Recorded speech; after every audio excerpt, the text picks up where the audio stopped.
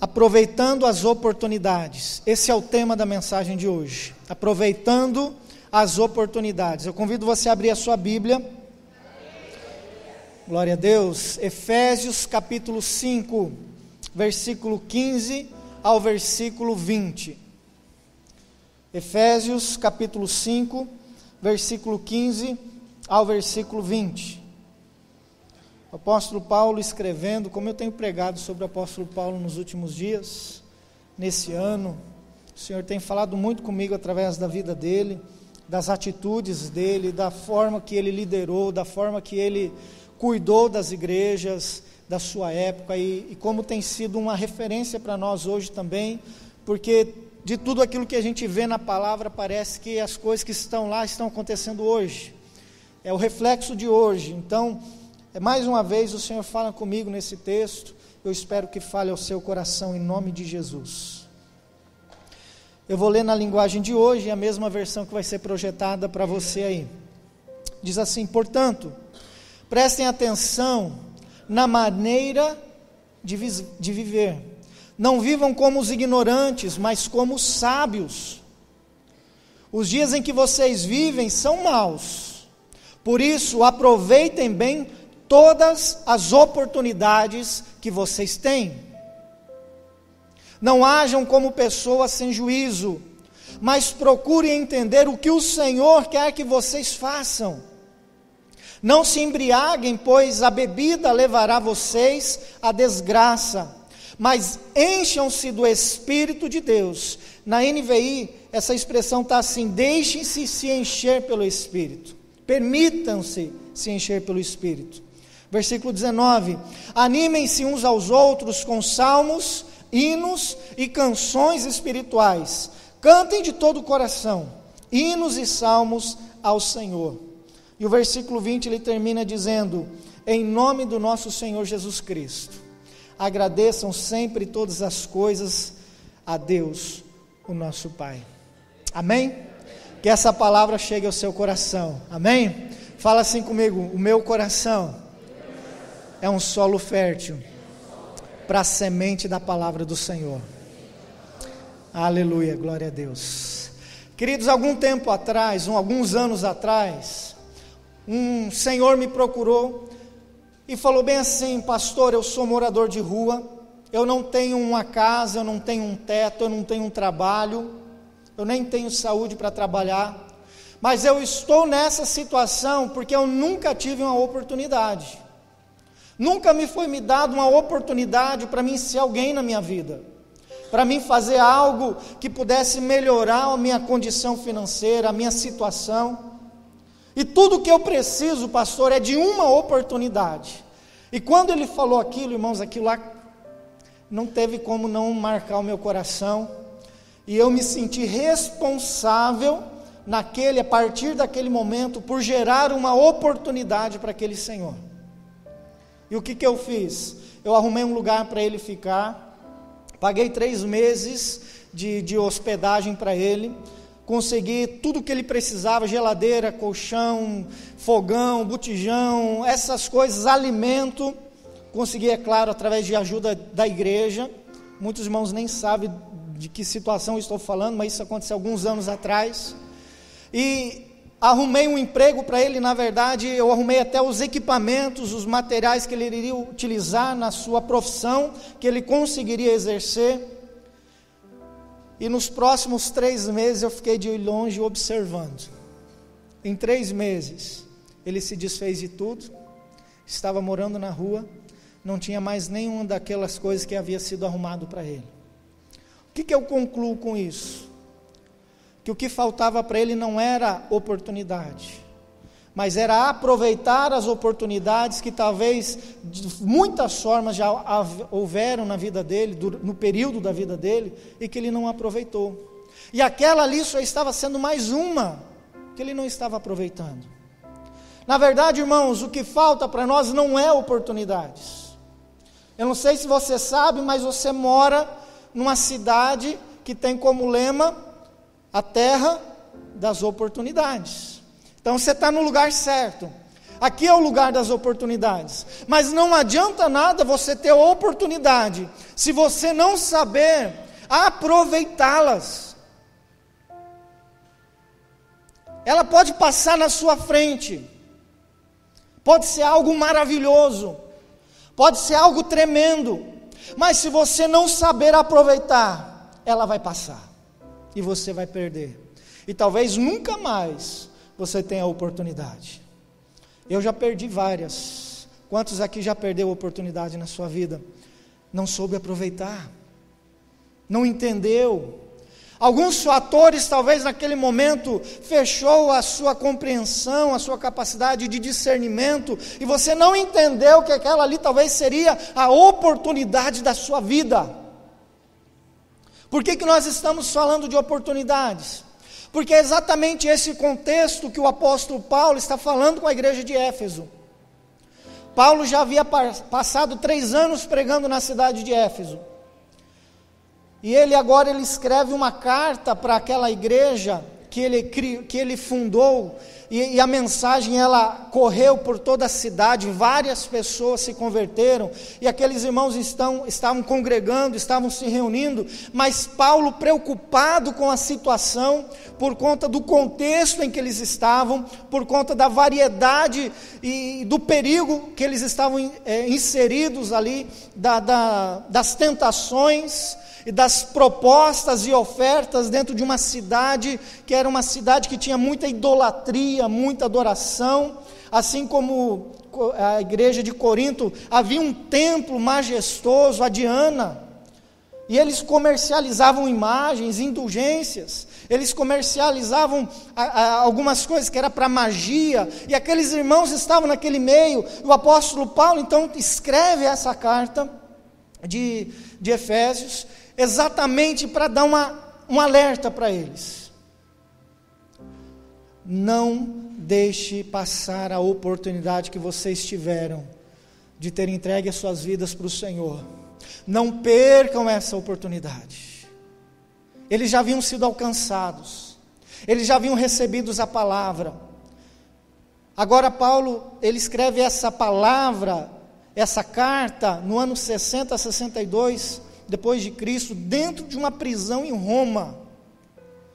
Ele está dizendo mais ou menos assim: eu não estou podendo ir cultuar igual vocês estão, ir adorar em público como vocês estão, porque eu estou preso, mas vocês têm a oportunidade, não percam a oportunidade de fazer aquilo que o Senhor já colocou no coração de vocês para fazer.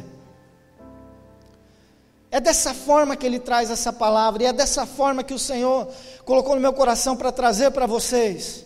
Porque, irmãos, nós nascemos num país onde nós temos tanta liberdade para cultuar a Deus, um país cristão. Quantos aqui têm Bíblia? Levanta a mão. É uma oportunidade que você tem, que muitos não têm. Você tem a oportunidade de cultuar a Deus toda semana. Você tem a oportunidade de cultuar a Deus aqui nos domingos, como igreja, no coletivo, nas terças-feiras, no Tadel. Você tem a oportunidade de aprender a palavra de Deus nos domingos também às 18 horas. Nós temos o nosso trilho de treinamento, onde nós ensinamos. São oportunidades que você tem. Você tem a oportunidade de cultuar a Deus como jovem, no culto dos jovens no sábado. Você tem a oportunidade de se reunir como igreja, também no menor grupo, nas células. São oportunidades que nós temos de adoração, de nos reunirmos, de celebrarmos. Muitas pessoas não têm isso. Inclusive pessoas que moram aqui. Por que não tem oportunidade? Porque talvez elas não foram apresentadas a isso. Elas não receberam a isso. Então eu e você, nós já temos oportunidades que Deus abriu, talvez lá atrás, e que nós não devemos deixar passar, que nós não devemos nos acomodar, e não perceber que isso nos gera também uma responsabilidade. E é interessante que o apóstolo Paulo vai falar sobre 5 áreas, 5 oportunidades que nós não devemos deixar passar. A primeira delas está no versículo 15, ele diz assim: portanto, prestem atenção na sua maneira de viver, não vivam como os ignorantes, mas como os sábios. Eu entendo que ele está querendo dizer nessa palavra, que nós não devemos deixar de perder a oportunidade para mudar a nossa vida, as nossas atitudes, de uma forma completa, de uma forma integral, de uma forma total. A partir do momento em que você tem esse encontro com Jesus, você não pode se acomodar apenas com a sua conversão, apenas em conhecer a verdade que pode transformar você completamente. Você precisa viver a transformação. Você não pode se acomodar apenas com algumas mudanças, você tem que viver elas integralmente.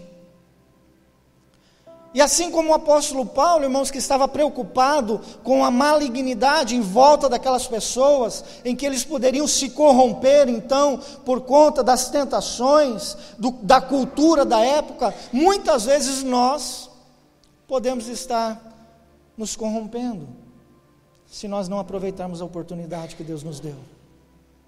Como nos corromper? Abrindo pequenas exceções. E isso é muito sério. Muitas vezes pequenas exceções em nossas vidas podem contaminar completamente quem nós somos. Aquilo que o Senhor já fez, e o nosso estágio inicial, em que nós conhecemos, eu não sei você, meus irmãos, mas Jesus, ele entra na minha vida, ele começou uma mudança tão profunda no meu caráter, de uma pessoa mentirosa, arrogante, que gostava do mal dos outros, uma pessoa que mentia para os pais. Ele começa a mudar esse contexto dentro de mim, e se eu entendo sim que essa obra ela não está completa na minha vida, eu preciso continuar sempre na presença do Senhor, e falando: Deus, me ensina, me molde, me transforme, porque eu ainda não sou excelente, eu ainda não atingi a estatura do varão perfeito, e essa estatura não é só em tamanho, mas é em qualidade, em transformação, em santidade. Jesus é o nosso alvo, amém? Jesus é o nosso alvo. Enquanto você não é igual a Jesus, 100% igual a Ele, significa que você precisa ser transformado. Todos nós. Você teve a oportunidade de conhecer Jesus, mas agora aproveite a oportunidade para viver uma transformação completa. Cuidado com as pequenas áreas, as pequenas concessões, que elas vão contaminando o seu coração, e vai corromper a sua vida de uma forma completa. Em Cristo, eu e você deixamos de ser ignorantes e sensatos, e é por isso que nós devemos nos livrar completamente das práticas impróprias, até mesmo das coisas que nós falamos, pensamos. Se você voltar ainda no capítulo 5, olha a orientação que o apóstolo dá para a igreja de Éfeso, no versículo 3 ao versículo 5. Eu achei interessante, irmãos, porque muitas vezes a gente acha que a gente não deve praticar alguns pecados, mas o apóstolo está dizendo: olha, vocês não devem nem pensar nisso, nem falar sobre isso. Ele diz assim, no versículo 3 ao versículo 5: vocês fazem parte do povo de Deus, portanto qualquer tipo de moralidade sexual, indecência ou cobiça não devem ser nem mesmo assunto de conversa entre vocês. Não usem palavras indecentes, nem digam coisas tolas ou sujas, pois isso não convém a vocês. Pelo contrário, digam palavras de gratidão a Deus. Fiquem certos disso: jamais receberá uma parte do reino de Cristo e de Deus qualquer pessoa que seja imoral, indecente ou cobiçosa, pois a cobiça é um tipo de idolatria. Nem sequer comente. Isso é muito sério, irmãos. Onde o cristão está, tem que ser luz naquele lugar. Cuidado com as coisas que você está vendo, cuidado com as coisas que você está compartilhando, cuidado com as conversas, com as rodas de conversa, que não edificam o reino de Deus e a vida das pessoas. Isso não deve nem ser assunto. Isso está dizendo para você, jovem, adolescente, adulto, que nem aquelas piadas sujas, mal intencionadas devem estar na sua boca. porque não edifica o reino de Deus. As conversas, acessar pornografia, meus irmãos, essa geração está sendo atormentada. Nós estamos lidando com problemas sérios em casamentos, em relacionamentos, por conta da pornografia, na vida de adolescentes, por causa de uma porta que está sendo aberta, e isso tem trazido muitos problemas no casamento. Eu passei por esse problema, por conta desse pecado ter entrado na minha vida, irmãos. Já compartilhei isso com a igreja, como eu fui escravo da pornografia, como isso levou muitos anos para que eu conseguisse sair dessa linha onde o inimigo me escravizava, onde o inimigo me atormentava. Eu não conseguia porque era um vício na minha vida, assim como pode ser um vício na sua vida. Mas, meus irmãos, se você entender, e se você buscar a presença do Senhor, Ele te liberta em nome de Jesus. Não se acomode, não abra exceções. É assim mesmo. Todo homem tem essa necessidade. Não, você vai trazer demônios para dentro da sua casa, você vai trazer demônios em cima da sua cama, que vão afetar não só você, mas a sua esposa, o seu esposo, os seus filhos. Eu sei do que eu estou falando, irmãos. Eu sei do efeito no mundo espiritual da pornografia no casamento. Se você quer saber, venha conversar comigo. Eu posso te orientar muito nessa área, porque eu fui escravo disso durante muitos e muitos e muitos anos, inclusive como pastor. Inclusive no período que eu fui pastor, eu tive problema nessa área. Não abra concessão. Não se deixe levar, porque todos nós muitas vezes gostamos de ter aquele pecadinho de estimação. Gostamos de ter algumas áreas e falar assim: isso não tem problema, é só um golinho, é só em alguns momentos. E a gente começa a abrir concessões, e quando a gente vê, o inimigo está morando ali dentro da nossa casa. A palavra do Senhor é para você. Você recebe essa palavra, meu irmão? É a palavra que Deus ministra no meu coração. Cuidado com aquilo que você posta no seu Facebook, no Instagram, pelo seu WhatsApp, no Twitter. Eu não sei se você sabe, mas tudo isso, de certa forma, reflete o quanto Deus já transformou a sua vida. Porque quando as pessoas veem aquilo que está lá, eles estão vendo você. É por isso que mulheres não devem postar fotos sensuais, com seios de fora, com roupas apertadas.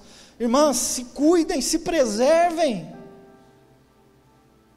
Cuidado para não se expor, porque você pode estar postando algumas coisas que é seu momento de lazer, mas quando o olho do homem vê aquilo, ele está olhando o seu corpo, e você de certa forma está sendo motivo de tentação na vida do homem, e até de algumas mulheres.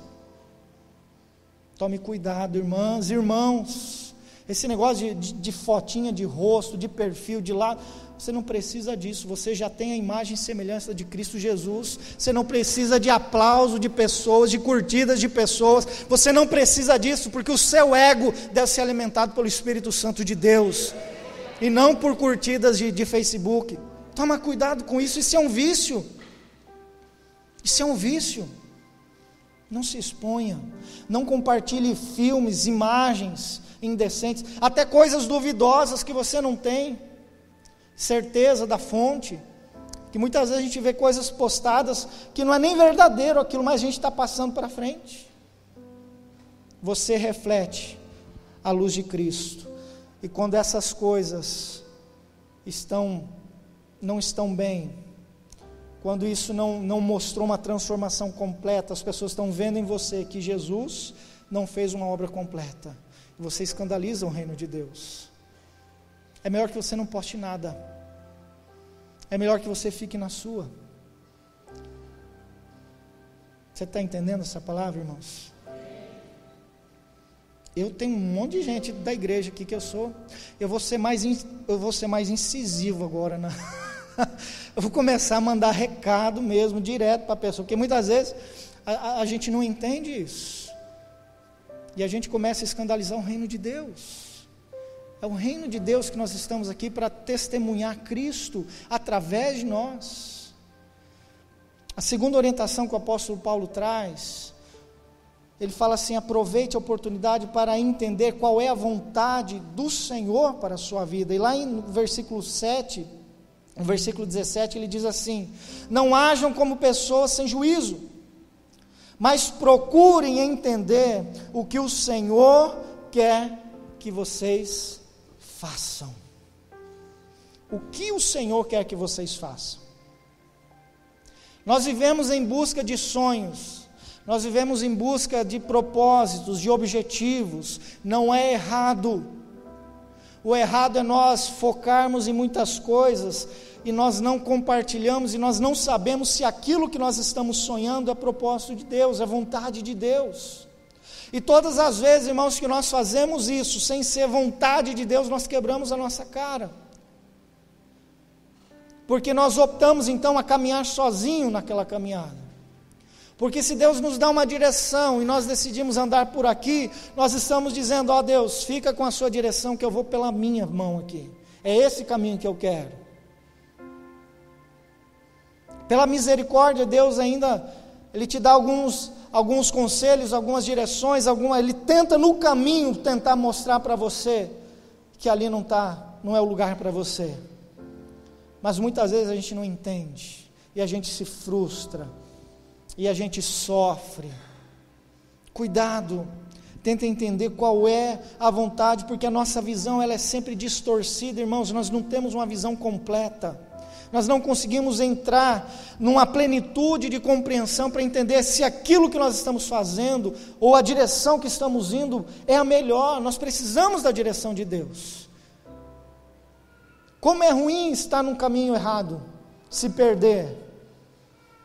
Eu não sei se você já se perdeu em algum momento da sua vida, pegou um caminho, uma direção errada, e você teve todo o trabalho de se encontrar de novo para chegar no destino desejado. Isso é terrível.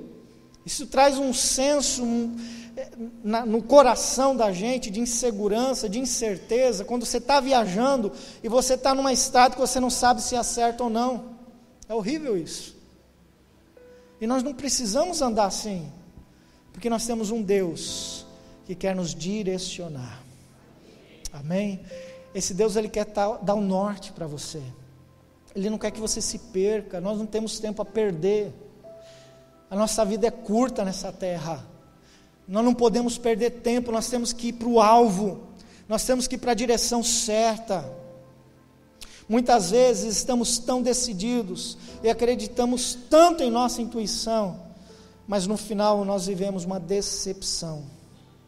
Toma cuidado, principalmente em situações de estresse, onde você tem de certa forma uma rapidez em ter que tomar a decisão, no momento em que você está com tensão, é uma decisão séria. Tome cuidado, porque muitas vezes nós somos motivados a tomar decisões baseado na emoção. Alguns anos atrás, eu e minha esposa tivemos uma férias em Caldas Novas, e que lugar gostoso. Tem alguns casais que vão passar o encontro de casais, né? Esse mês que vem, né? Mês que vem. Um lugar muito gostoso, muito divertido para a família. E nós fomos convidados para assistir uma palestra. E aí eles falaram assim: ó, se você assistir a palestra, você vai ganhar um jantar. E a gente foi pelo jantar, é claro. Fomos lá, porque eles queriam apresentar a rede de hotéis dele, um plano de férias. Eu falei: vamos lá, a gente vai, ganha essa janta e vai embora, não compra nada. Mas chegando naquela reunião, teve alguns irmãos que passaram por essa reunião lá também, né? Chegando lá, eles são muito bons, irmãos, para convencimento. Eles criam uma situação onde eles começam a apresentar uma proposta, e eles demonstram que aquilo que você vai pagar é muito irrisório diante do benefício que você vai ter, e aquilo vai mexendo com você. E de repente que está ali, um daqueles casais, são várias pessoas sendo atendidas, um daqueles lá decide fechar o pacote, e de repente eles param tudo e falam assim: pessoal, atenção, esse aqui é o senhor e senhora fulano de tal, eles são da cidade de tal, e eles são mais novos sócios do clube, parque, termas, plano de férias, e todo mundo aplaude, é uma festa, e você está ali, e eles apresentando, e mais um casal lá é aplaudido, e eles são, uau, e acho que só falta estourar champanhe para eles, e você está ali, e aí eles perguntam: e você, o que você quer fazer? Para quem não dependendo do seu perfil, você sai dessa facilmente, né?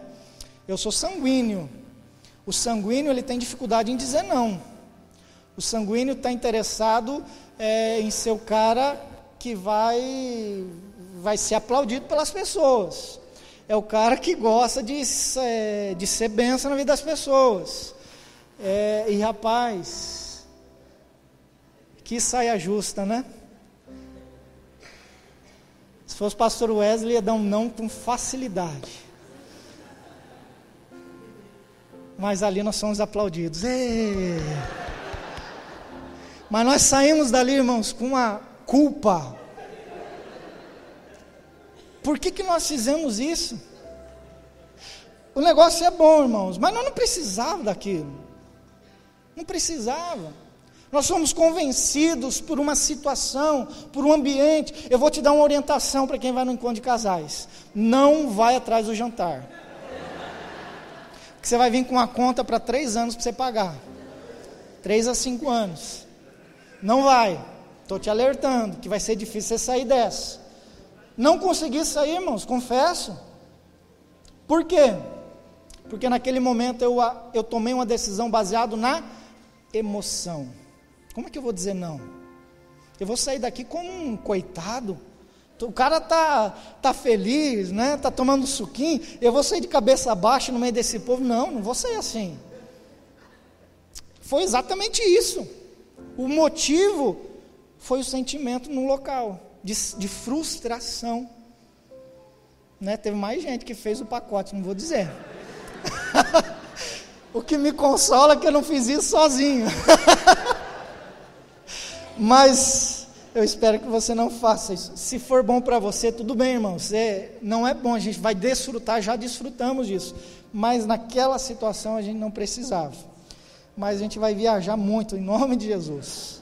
Vamos desfrutar disso daí. Um dos momentos que eu vejo em que as pessoas mais se equivocam na hora de decidir é na hora de escolher um parceiro. Por que se equivocam? Dependendo da situação, do ambiente que elas estão. O clima em casa está ruim, relacionamento com o pai, com a mãe, a pessoa está doida para sair de casa, principalmente a mulher, e ela fala assim: eu preciso me casar. E a primeira pessoa que aparece, mediante a necessidade, ela fala: é com esse mesmo. O cara é meia boca, mas é ele. Muitas vezes o homem achando que é feio, que é barrigudo, né, que não vai achar ninguém na vida dele, ele também não escolhe direito. Então, mediante a necessidade, irmãos, eu já contei aqui uma vez, nós estávamos eu fui militar durante 5 anos, nós estávamos a gente ia receber a divisa de cabo, eu ia ser promovido a cabo, e eles fazem uma missão, um negócio só para judiar mesmo das pessoas que vão passar para receber a divisa. Olá, tudo isso. E aí, nós estávamos correndo o dia inteiro, com fuzil, com equipamento, com mochila, e eles deixaram a gente sem água no cantil. Eu estava morrendo de sede, com muita sede, eu nunca senti uma sede tão forte como aquela. E tinha uma trilha no meio do mato que eu estava correndo, de repente, irmãos, eu vi um paraíso. Era uma poça de água, de chuva, mas eu lembrava que fazia pelo menos mais de 1 mês que não havia chovido. Então imagina uma poça de água dessa altura, era um solo argiloso lá no quartel, um solo daquele preto, daquela terra preta. Aquela água estava suja, que você tem nojo de pisar nela. Mas para mim, naquela situação, era o paraíso. Eu não pensei 2 vezes, eu bebi daquela água. Eu bebi. Só que era o caminho já para o final. Dali 20 minutos eu estava lá de volta no quartel com Coca-Cola, com Pepsi Cola, com Guaraná, com água com gás, com um banquete na minha frente. Eu falei, meu Deus, por que eu fui beber aquela água? Eu sou capaz de morrer ainda contaminado com alguma coisa. Mas foi a necessidade. Foi a necessidade. Nós acabamos de cantar aqui, irmãos, ainda que a figueira não floresça, ainda que a oliveira não dê o seu fruto. Você sabe o que é isso? Está falando de provisão. Ainda que o meu salário não venha esse mês, ainda que eu seja demitido esse mês, ainda que eu tenha dificuldade financeira para pagar todas as minhas contas, eu me alegrarei em ti. É isso entender o propósito de Deus. É a oportunidade que nós temos, irmãos. Um Deus que nos ama. Um Deus que tem o melhor para nós. E é por isso que nós precisamos aprender a discernir a vontade dEle. O Senhor, Ele quer nos guiar lá em Salmos capítulo 32, versículo 8 e 9, diz: o Senhor Deus me disse, eu lhe ensinarei o caminho por onde você deve ir. Eu vou guiá-lo e orientá-lo. Não seja uma pessoa sem juízo, como o cavalo ou a mula, que precisam ser guiados com cabresto e rédeas para que obedeçam. É a palavra dizendo isso. Porque muitas vezes a gente é tão sisudo, tão difíceis de ser orientado como o cavalo, que precisa ser puxado, precisa de uma rédea, de um freio, para poder seguir na direção certa. Seja fácil. Se submeta. Aproveite a oportunidade. Aproveite a oportunidade de receber essa palavra e mudar. Várias vezes ao descer de uma ministração de culto assim como essa, algumas vezes alguns irmãos chegavam para mim e falavam assim: quem contou da minha vida para o senhor, pastor? Eu falei: ninguém, meu irmão, não conheço a sua vida. Ele falou: não, tudo que o senhor falou lá é sobre mim. Eu falei: então, meu irmão, é o Espírito Santo trazendo uma direção para a sua vida, vai e faça. Olha o amor de Deus por você. Ele me trouxe hoje talvez para falar exatamente aquilo que você precisa ouvir. Vá e faça. Se essa palavra, irmãos, de alguma forma cabe no seu coração, vá e faça. Aproveite essa oportunidade. Em terceiro, aproveite a oportunidade para se encher do Espírito Santo. Amém? Versículo 18: não se embriaguem, pois a bebida levará vocês à desgraça, mas encham-se do Espírito de Deus. E aí eu volto a dizer: não se contente apenas com a sua conversão, porque tem milhares de pessoas que precisam conhecer a Jesus através da sua vida.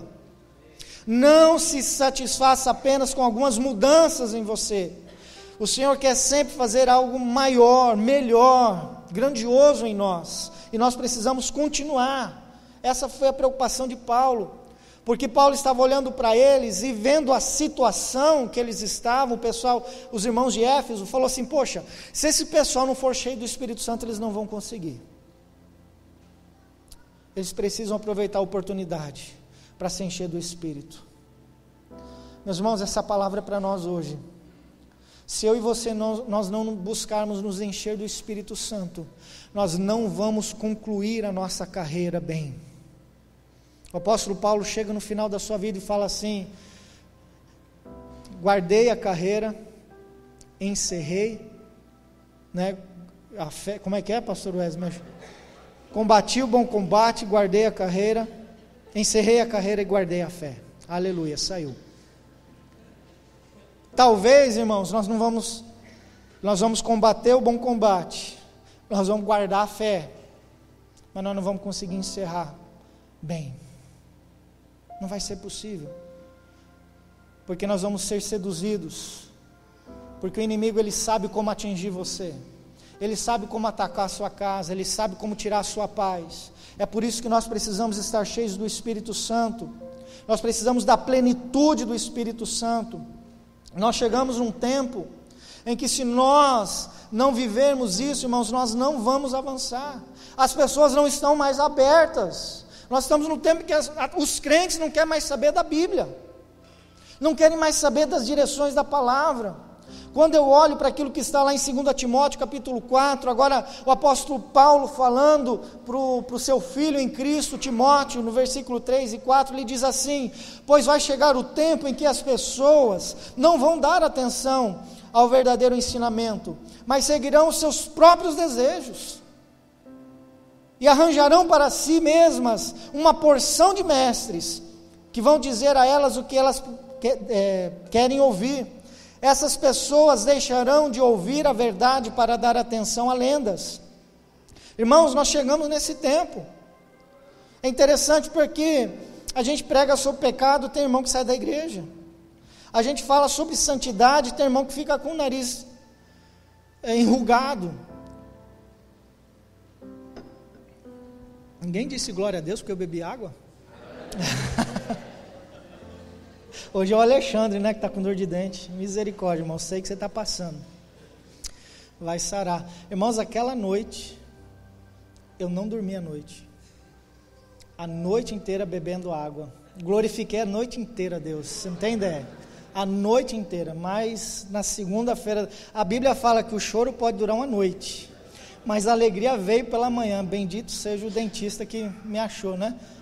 Minha dentista acho que está viajando ainda, né? Já chegou? Glória a Deus. Irmãos, nós estamos vivendo esse contexto onde as pessoas não querem mais saber da palavra. Elas não querem mais ser confrontadas na palavra. Elas não querem mais, elas querem um evangelho doce. Elas não estão entendendo que o evangelho vem mediante negar-se a si mesmo. Vem através de uma transformação que deve acontecer na vida de cada um de nós. Nós queremos a bênção, as benesses de Cristo, do cuidado, do amor dEle, da provisão dEle, mas nós não queremos viver essa transformação, e as pessoas não querem isso. A gente fala para um jovem que ele precisa se guardar para o casamento, não ter relação sexual, falamos isso para homens, que eles não podem trair suas esposas, e a gente está vivendo um tempo que as pessoas estão se escandalizando com a verdade. Então, as pessoas estão procurando pessoas que falem aquilo que elas querem ouvir, que não exija sacrifício, que não exija renúncia. Mas, meus irmãos, eu vou te falar uma coisa, eu espero que você não se ofenda. Você pode até trocar de igreja, mas eu não vou abrir mão de falar da palavra de Deus para você. Nós estamos aqui para aprender sobre essa palavra, e é sobre ela, irmãos. Ela é nossa regra de fé e prática. Ela é o nosso manual, ela que direciona as nossas vidas, e nós vamos viver e buscar essa transformação dia a dia, juntos. Amém? É por isso que nós precisamos estar cheios do Espírito Santo, porque a partir disso, da plenitude dele, ele vai nos dar ousadia até para compartilhar a palavra às pessoas. Ele vai nos dar a capacidade. E eu lembro de quando nós lemos em Atos, aqueles apóstolos, os discípulos, irmãos, eram homens comuns, pescadores, pessoas que provavelmente não tiveram um estudo, né, na sua época, eram pessoas simples, mas quando aqueles homens abriam a boca para pregar a palavra, as pessoas ficavam boquiabertas, elas ficavam chocadas, porque era o Espírito Santo de Deus falando através da vida deles. Lá em Atos capítulo 4, versículo 31, diz que depois de orarem, tremeu o lugar em que estavam reunidos, todos ficaram cheios do Espírito Santo e anunciavam corajosamente a palavra de Deus. Fala assim: vai ser assim comigo. Aleluia. Se já não é, irmãos, porque aqui tem pessoas cheias do Espírito Santo de Deus, eu creio nisso. Mas à medida que nós vamos ampliando esse relacionamento com o Espírito Santo, ele vai nos capacitando, e ele vai inclusive nos dando alegria na vida, porque crente tem que ser um povo alegre. E ele diz que aqueles discípulos eles eram pessoas alegres, porque eles tinham a plenitude do Espírito Santo neles, lá em Atos capítulo 3, versículo 52, era a presença do Senhor que trazia alegria, mesmo no meio de perseguição, como eles estavam vivendo. Muitos eram presos, muitos eram mortos, mas eles tinham alegria em estar na presença de Deus. Sabe o que eu entendo com isso? Independente da situação que está em sua volta, você sempre terá oportunidade para adorar a Deus e servi-lo, e para expressar um louvor verdadeiro a Ele. A adoração sincera, irmãos, ela vem de momentos difíceis. Se você está tudo muito bem, você expressa louvor a Deus, mas na verdade você está reconhecendo o que Deus já fez. A adoração verdadeira vem de situações em que você não tem nem a direção de onde virá a provisão, ou a situação, a resposta ainda. É quando você ainda não recebeu a cura, é quando você ainda não recebeu, olha, você está empregado, é quando você ainda não ouviu, olha, a doença desapareceu. É nesse momento em que você pode prestar uma adoração verdadeira e dizer: eu te amo, Senhor, independente da situação, eu te amo independente do resultado, e eu te adoro nessa noite, eu te adoro nesse dia. Isso é uma adoração verdadeira, irmãos, mesmo que a figueira não floresça. Aleluia. Quantos estão entendendo essa palavra? Aleluia. Aproveite a oportunidade para adorar e celebrar a Deus.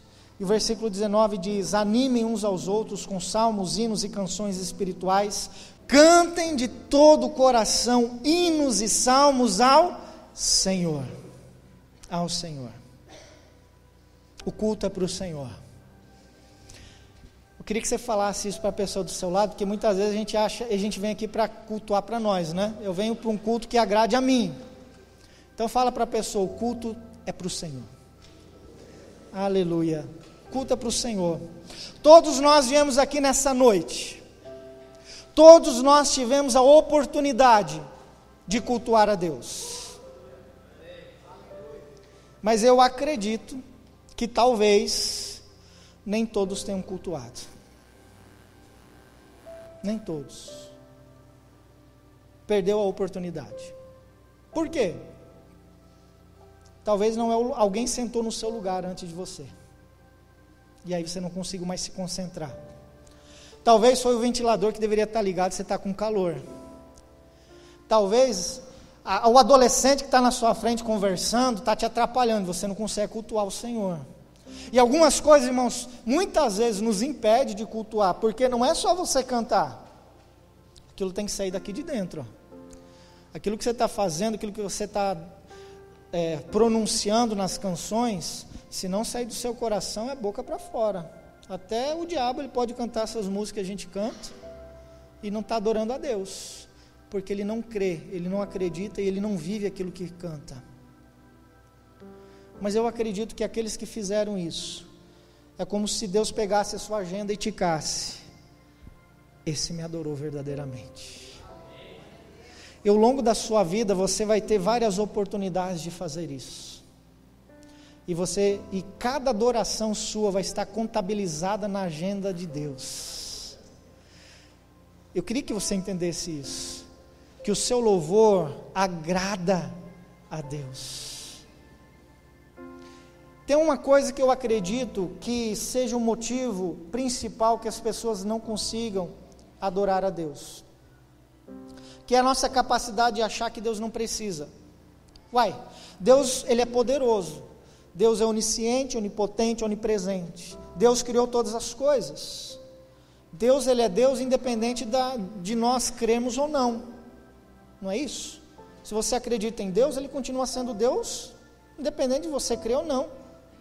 Então, Deus é Deus, mesmo que eu não adore a Ele, mesmo que eu não cante, que eu não reconheça quem Ele é, Ele continua sendo Deus. Com base nisso, eu acredito, então, Deus não precisa, é desnecessário. Eu queria que você soubesse de duas coisas. A primeira, que nós devemos adorar a Deus, E eu concordo com essa afirmação que independente Deus é Deus, independente se adoramos ou não, Deus continua sendo Deus. Mas adoração, na verdade, nós oferecemos para Deus, mas ela é muito mais para nós. Essa é a primeira coisa. Por quê? Porque quando nós adoramos, é a forma que Deus criou para que nós pudéssemos olhar Ele nos seus olhos. É a forma que nós conectamos o nosso coração. Eu não sei você, irmão, mas no momento do louvor, eu sinto a presença tão forte do Espírito Santo. E eu vou te dizer uma coisa, eu não quero escandalizar ninguém, mas muitas vezes até mais forte do que no momento da própria palavra. A palavra, ela me toca, a palavra, Deus ministra o meu coração, mas tem algumas áreas dentro de mim que é no momento do louvor. Quem que acontece isso com você também? É no momento do louvor. É naquele momento o Espírito Santo está mexendo lá dentro.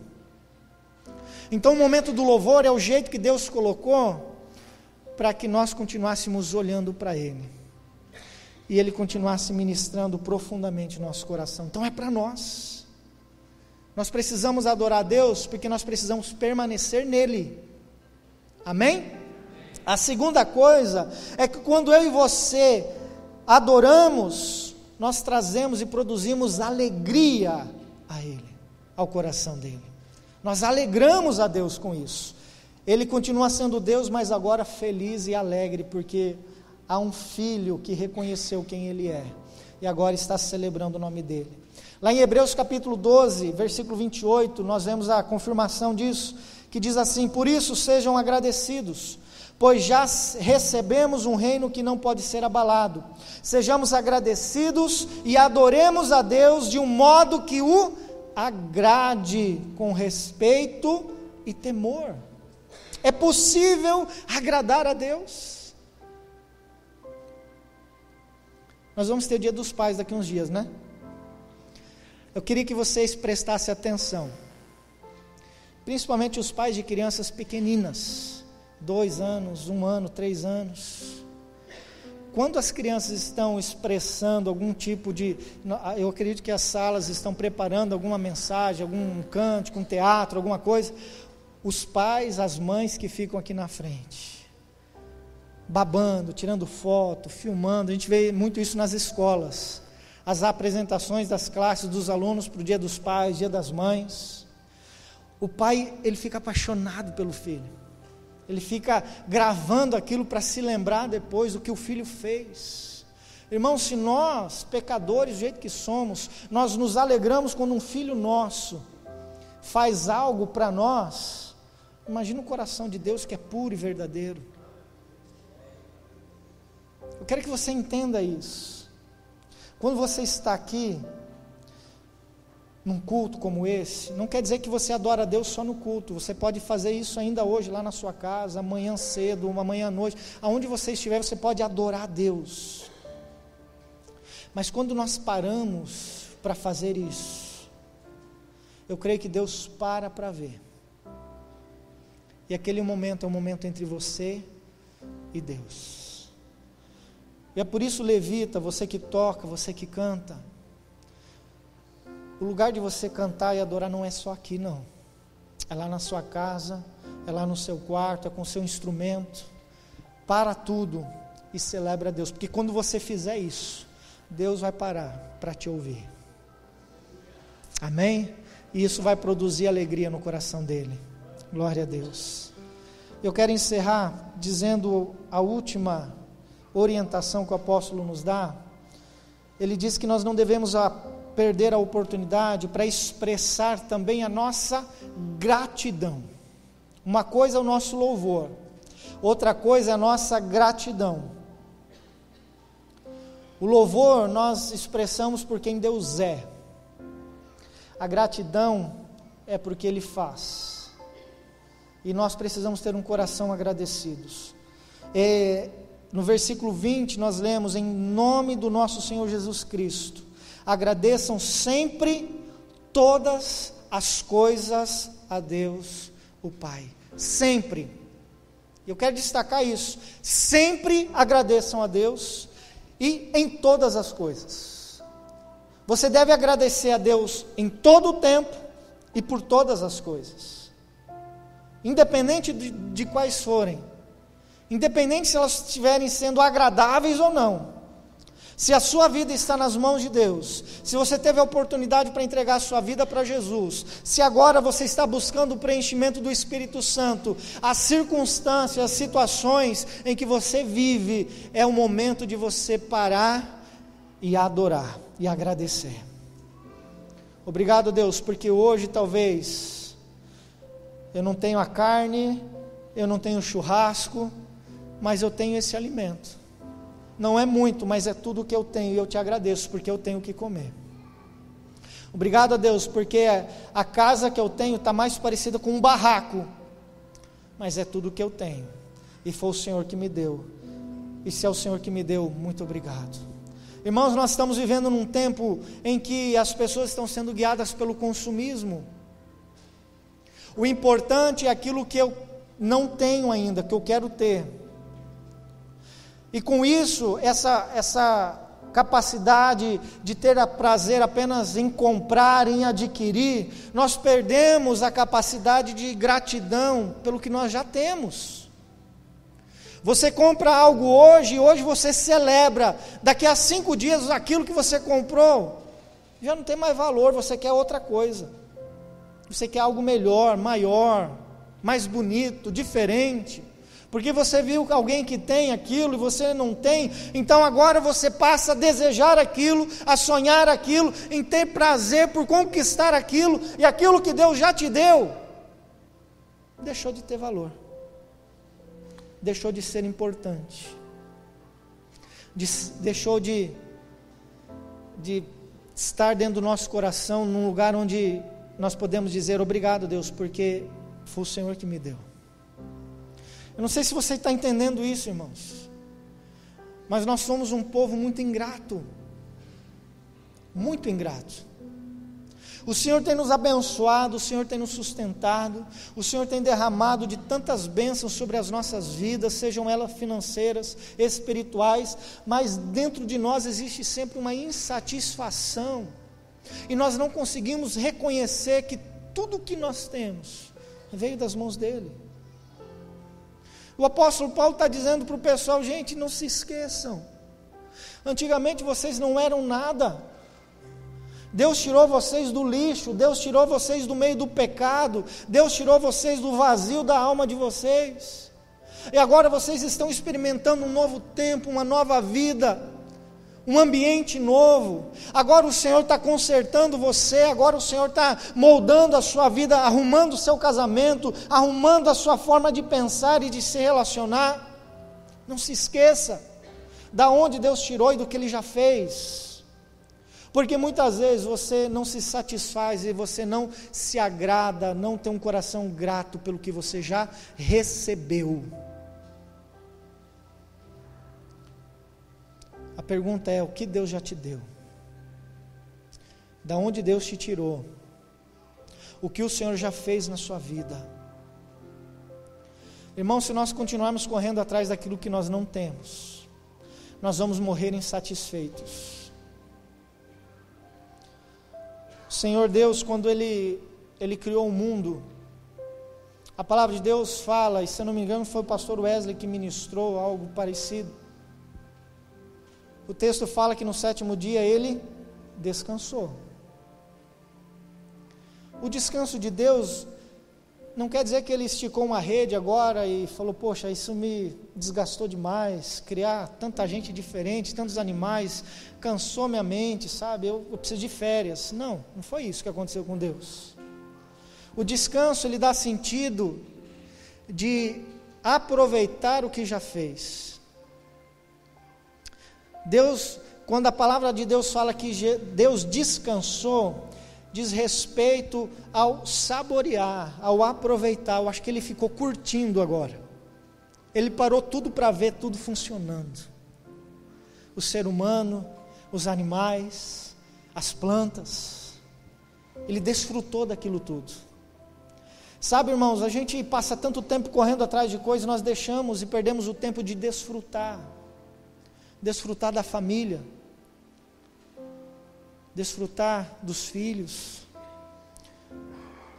desfrutar da paz, porque você talvez quer chegar em lugares maiores, grandiosos, mas você não está contabilizando que talvez a paz que você tem hoje, lá você não vai ter, não vai ser do mesmo jeito. E aí você chega em determinado ponto, e talvez, eu vou fazer, quantos aqui já teve a seguinte impressão: eu era feliz e não sabia. Eu era feliz e não sabia. Porque a gente aprende a valorizar quando nós perdemos. E aí já é tarde. Aí já é tarde. E nós temos o hábito de fixar nossa atenção em coisas desnecessárias. E você gasta e dedica a sua vida para o trabalho. Porque na sua cabeça o negócio é trazer o melhor para dentro da sua casa, para a sua família.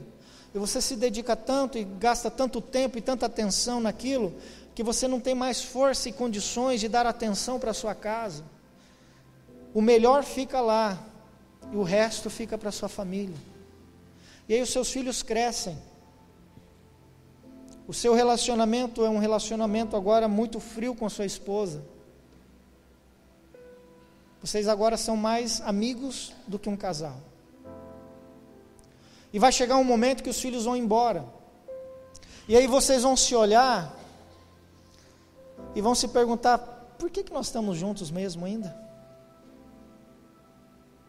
Porque o amor já se foi. O que unia era filhos.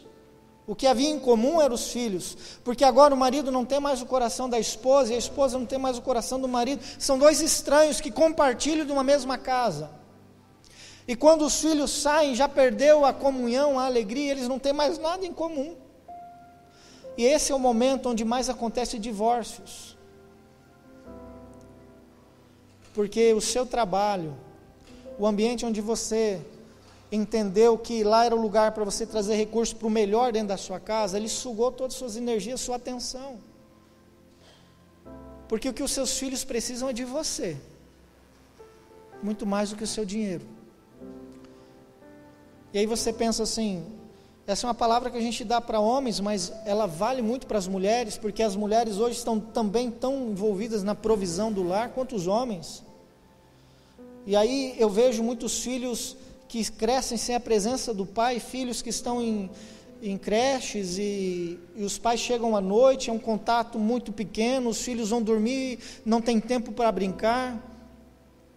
E os seus filhos crescem, agora vocês também não têm mais o coração dos filhos. O filho não conhece mais o pai não conhece mais o filho. E é como o cartão de crédito, uma hora a conta vem. E a hora que a conta vem é na hora da rebeldia, que ele se torna adolescente. Aí fala, poxa, a fase de adolescente é uma fase difícil, é muito complicada. Não, é a hora que a conta vem.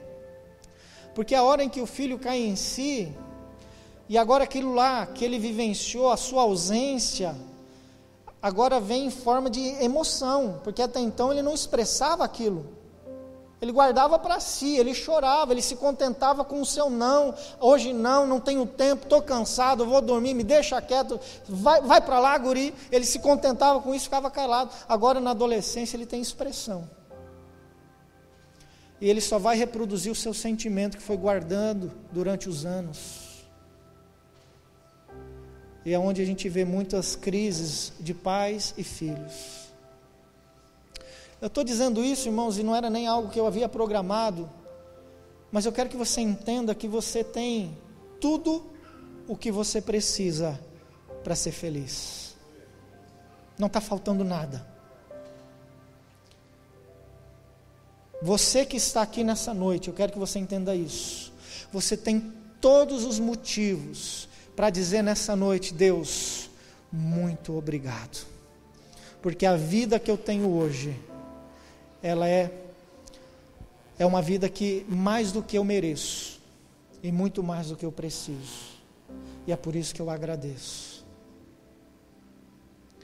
O que você precisa para receber, para adorar mais a Deus? Nós temos tudo, irmãos.